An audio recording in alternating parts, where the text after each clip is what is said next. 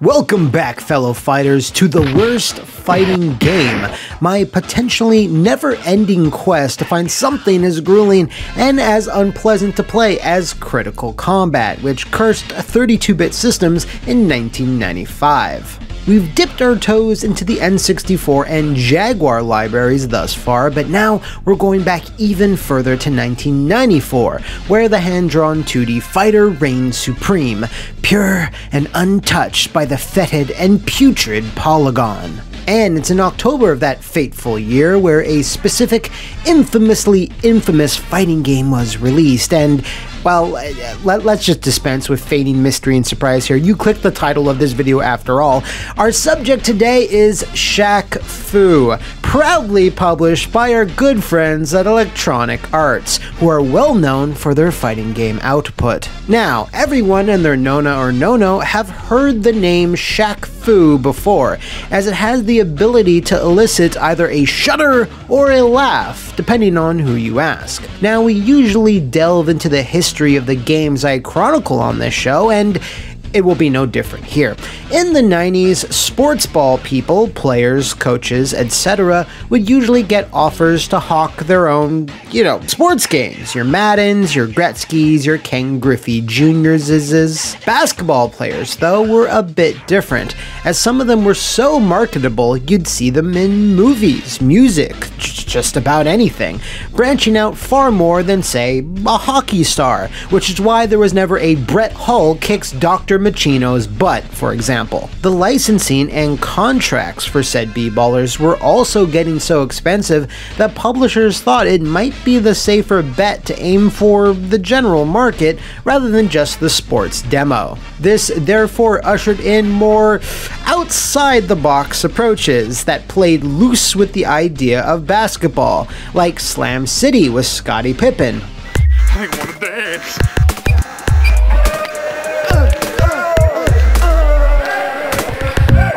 Barkley, Shut Up and Jam. Why wasn't Godzilla in this thing? Michael Jordan, Chaos in the Windy City, and finally, our beloved Shaq-Fu. Electronic Arts in the mid-90s, for those of you out there who are too fetusy to remember, actually developed and published a variety of other genres outside from just sports and hawking microtransactions. But of course, the original pitch to Mr. O'Neill was going to be a fairly traditional basketball game, but the EA producer in charge in an old Sega Mean Machines issue noticed that Shaq Daddy was starting his rap career and read that he loved crime and martial arts movies, so he decided to take a risk and pitch something a bit different. What about placing Shaq, who of course has an intimidating 7-foot-tall presence, in an action or fighting game?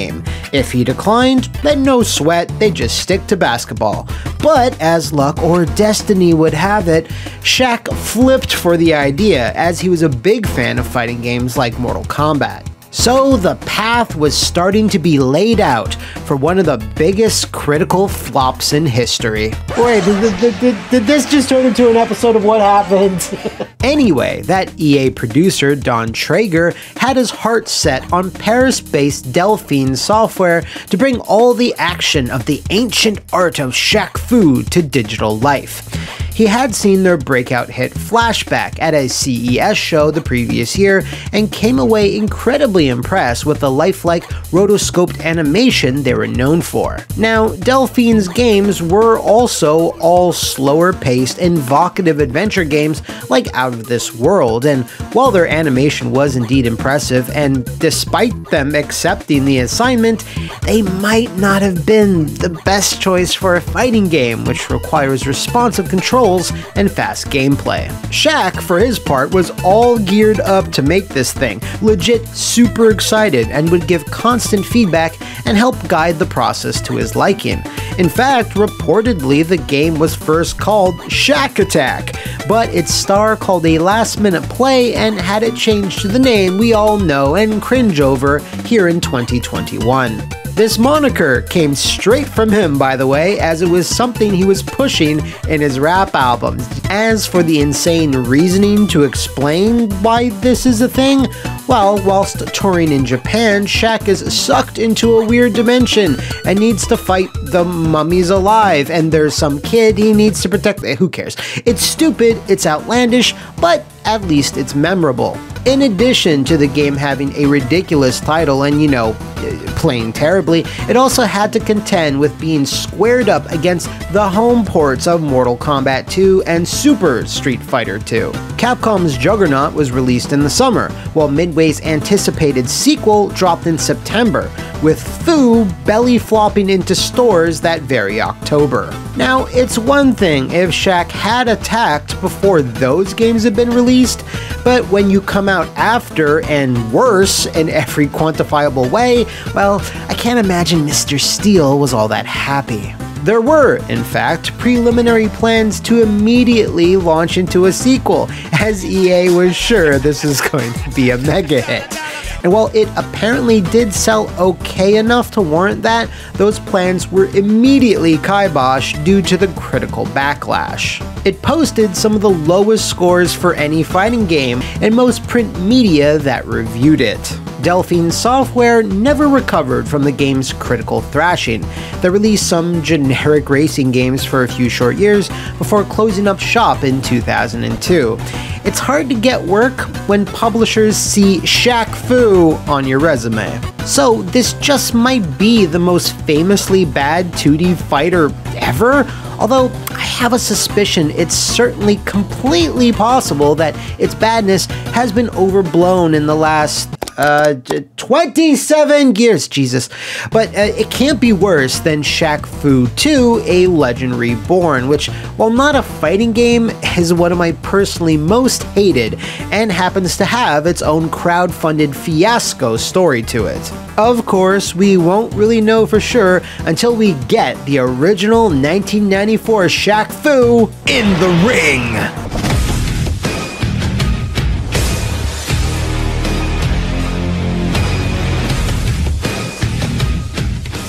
Alright, so Shaq-Fu.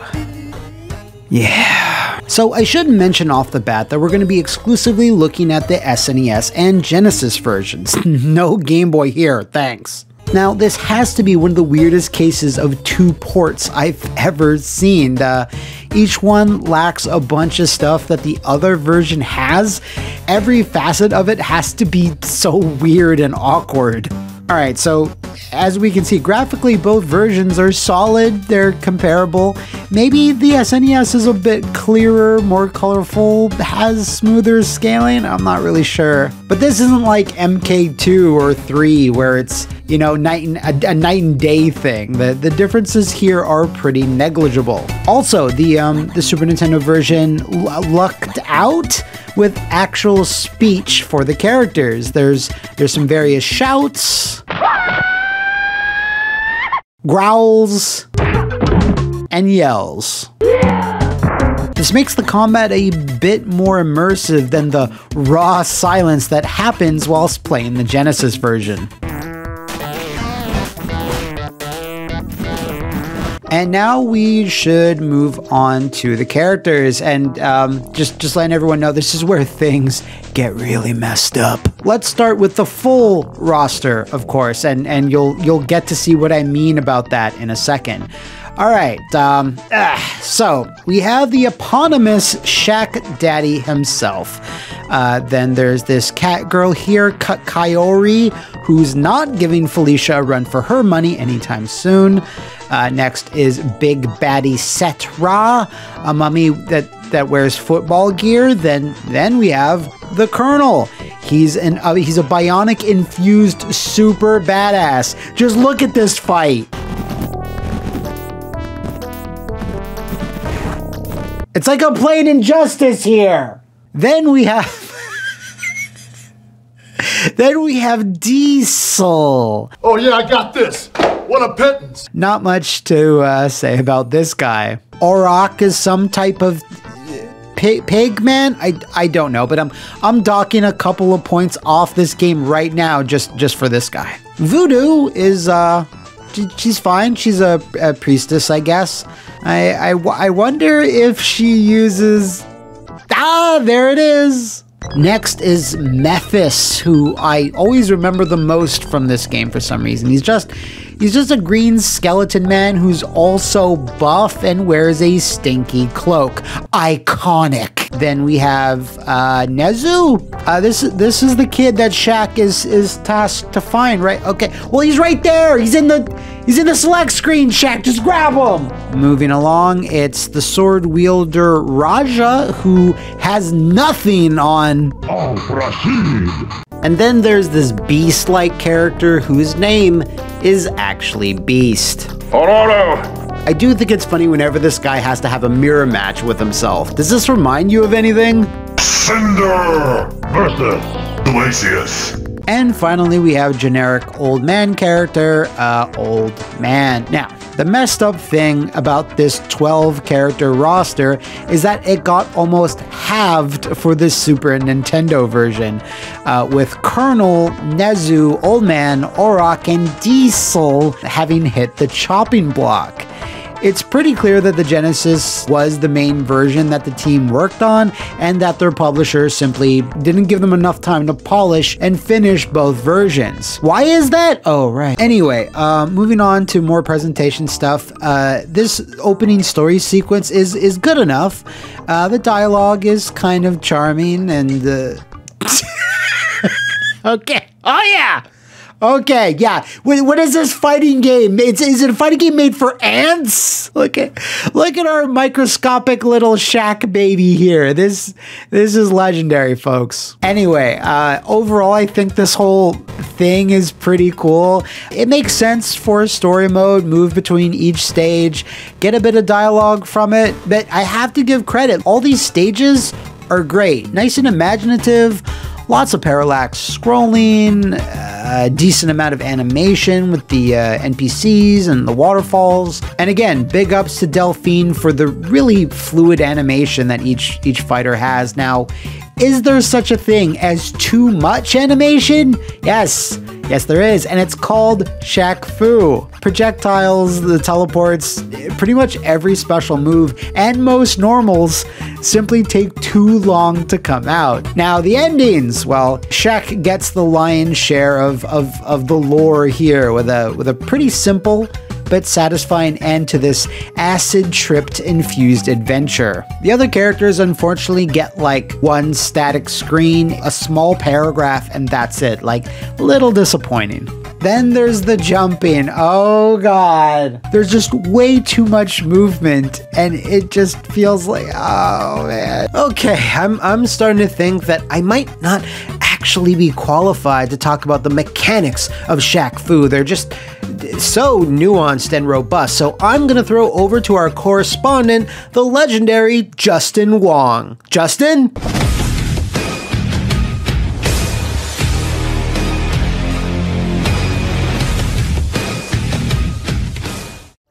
What is up, everybody? This is Justin Wong, and we are here to talk about Shaq-Fu, this deep competitive fighter. And you know, it has a lot of things. It has a furry meter where pretty much it grants you just a power up, a damage boost every time you get hit. So think of it as like the comeback mechanic of the game. Also, we have other moves where there's like a movement boost where you could dash around, dash back, and if you knock the opponent down, you will get a teleport to get to the knockdown. There's also pursuit attacks as well. When an opponent is knocked down, you could hit them as an off the ground move for some extra damage. And I think some of the icing of the cake is that throws are really overpowered in this game. When you throw somebody, it counts as a knockdown and also puts them in a daze stance where they're dizzy for pretty much a few frames, where you could pretty much have your way and get another OTG damage in that situation, which is really insane. So we're gonna go through this intense game of Shaq-Fu, right? This deep competitive fighter that it should be in tournaments everywhere, right? You have to pick Shaq. So we're gonna go through the game. He has some interesting moves. He has like this fire heavy kick that he throws out. Round number 1. All right, we got a little backdash here. For the fire. Yeah, you have to be very precise with the inputs. He throws. Wait, I couldn't block that? You have to be real precise right there. You see that? Real precise. That is a down forward into projectile, right? You have to be very precise with that. You can't hit a down forward. If you hit a down forward, it will not come out of this situation. You will get this. Wait, why? What's happening? Okay, let's go through the game. He could throw the, like I said, the shuriken. It's a forward, back, and then you gotta hit the MB button, which is a dash button. Did she just put a curse on me? Alright, you see this? Boom! Look at this. Straight wind Rasengan. This is the wind style Rasengan right here from Naruto. And you see how the meter below the life bar goes up? Yeah, that is the fury meter. If it keeps going up and up, we're gonna keep building that bar. Also, another thing that's really crazy is that health regens in this game. After every 3 to 4 seconds, you get a pixel health back, which is interesting. Oh my god, it's so close. Don't tell me I'm gonna lose first round. Yes! Look at that little shimmy. Look at the little shimmy. Okay, Shaq-Fu. Shaquille O'Neal. Okay, we're fighting against this character. Whoa! Why am I being blinded? I don't remember this being part of the game. Wait, I'm Fury. I'm red. We rage. Wait, I was red and I couldn't move. How come he can attack before a fight ends on the screen? Oh my god, yup, you see that? How can he manage that fast? Is the AI cheating me right now? Dude, I can't get in. Oh, nice air to air. Okay, the little lightning legs out here. Oh, that's a off the ground move? Okay, whoa! You got a Mortal Kombat move? Can I get my special move out? There's so much lag going on. Look at this. Oh no. Okay. Wait, he nullified it? Dude, that's cheap. The manual didn't tell me how to quick rise.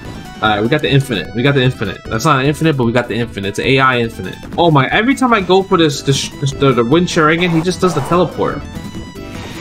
Look! This is a counter matchup. It's a bad matchup. Next time I'll squash you like a bug. Bro, my man looks like... Oh! What? What was that? Yo, how do you block that? Are you serious? Bro, that's cheap. What? Oh my god. You know what's most annoying? He has like these up unique normals like that. You have to hit up punch. But if you hit up punch, most of the time you get jumps. Who thought that was okay for a command like that? Jump at me. Oh my god.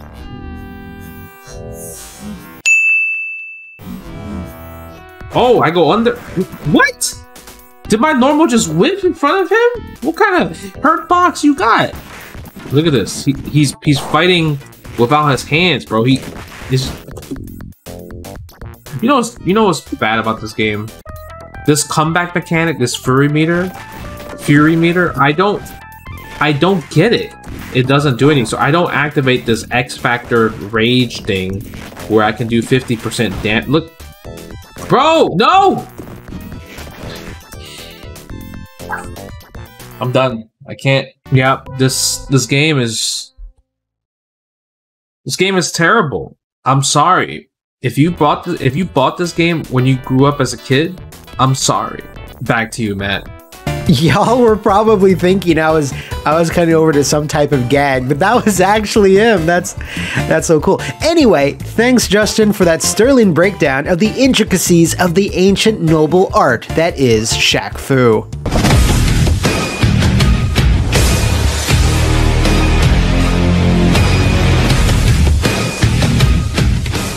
So yeah, as I already mentioned, all of the game's aerial movement is just so awful. Cross-ups are just, I don't even know if they're cross-ups. There's cross-downs? I'm not sure. It's complete anarchy up there. In addition, all the animation just makes everything feel slower than it actually is. Now, while the Genesis version completely dominates when it comes to the roster, there's another big difference betwixt both versions, and that comes down to gameplay. The SNES has the full 6-button setup, 2 strengths for kick, 2 for punch, and 2 special buttons. Taunt, which literally does nothing, it just leaves you open. There's no point in pressing taunt. And then there's Move Boost. Move Boost is actually kind of interesting as it's multifunctional. It's a throw, a forward or backward dash, and finally you can erect like a shield, which completely negates projectiles but nothing else. Like, oh, okay. So that means if you're playing on the standard Genesis controller, this terribly playing game plays even more terribly. But if you hit up punch, most of the time you get jumps. Who thought that was okay for a command like that? If you are somehow playing Shaq-Fu and you own the Genesis 6 button pad, obviously that irons this all out. But since the 3 button is the more common one, it totally bears mentioning. All this to say that while Shaq-Fu does some nice things with its presentation and has some neat ideas, it's staggering how poorly it plays. Its game feel, with that awful jumping, it honestly feels like they were trying to emulate classic Prince of Persia rather than Street Fighter. All right. Okay, so brass tacks here. Honestly, Shaq-Fu isn't that bad. Well, it is, but it's so bad that it's good again. It's this silly, awkward, nice-looking thing that really straddles the line of being an actual fighting game. It's all about the hilarity, the farce that this game really is. I do have to say, it still looks really good. It has a goofy charm, and had this been maybe an action game like Flashback, it could have worked, but it's a fighting game, and in that, it was a massive failure. But goddammit, the people at Delphine Software tried here. Yeah, they were way out of their depth, and they had no idea how to make a responsive, fun fighting game, but they thought they could. It's very much the Room of fighting games. Oh, hi, Mark. With that said, though, I can't in good faith put this even near Criticom. I don't want its stink lines corrupting and polluting Shaq-Fu, which is a fucked up thing to say. So, yeah, I'm gonna be comfortable placing it right there. And if any of you have a problem with that, you can just sit on it, on a couch, and watch Kazam on repeat. This is my show, shut up. Whew. So that's another contender done, defeated, and fully KO'd. Thanks again to Justin Wong for stopping by. Make sure to check out his channel in the description below. He also dips into trash and poverty every so often. And I'll see you next time on my quest to find the worst fighting game.